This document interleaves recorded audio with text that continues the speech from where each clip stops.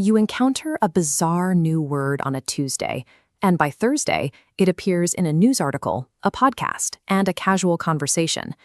Or you buy a specific new car. Suddenly, that exact make and model appears to be multiplying on the highway. The timing suggests a structure that defies simple randomness. It feels like a moment where the internal mind and the external world have harmonized. These experiences force a question.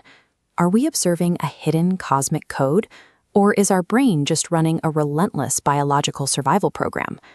When coincidences carry weight, they challenge our understanding of how reality is constructed and how much of it is shaped by our own perspective.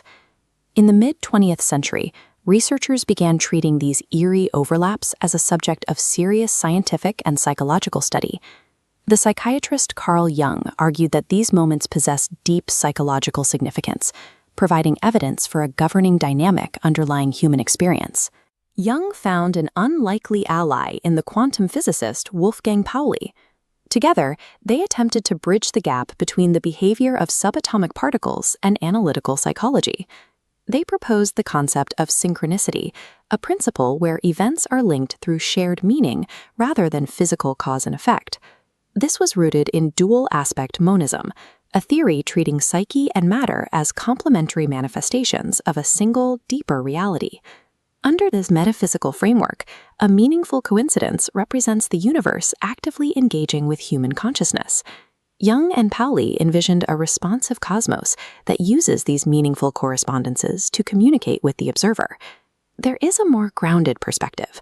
What if this cosmic connection is a biological illusion generated by the architecture of the human brain?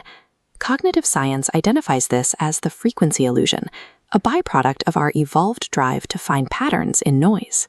Your brain operates in a state of constant, high-density noise, processing billions of bits of data every second. Survival requires a filtering mechanism to prevent consciousness from being overwhelmed by useless information. This is the work of the reticular activating system, or RAS. It functions as a gatekeeper, blocking out the vast majority of sensory input. When you learn a new concept, the prefrontal cortex flags that information and tags it as salient. The RAS lowers the threshold, allowing it to enter your conscious awareness. The car didn't multiply on the highway.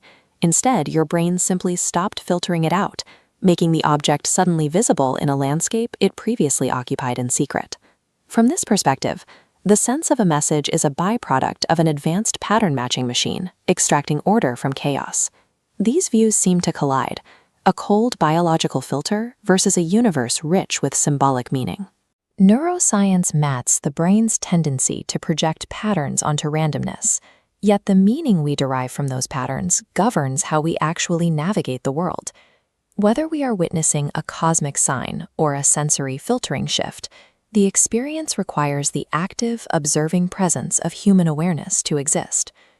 We perceive these moments as glitches, but they reveal the primary function of consciousness.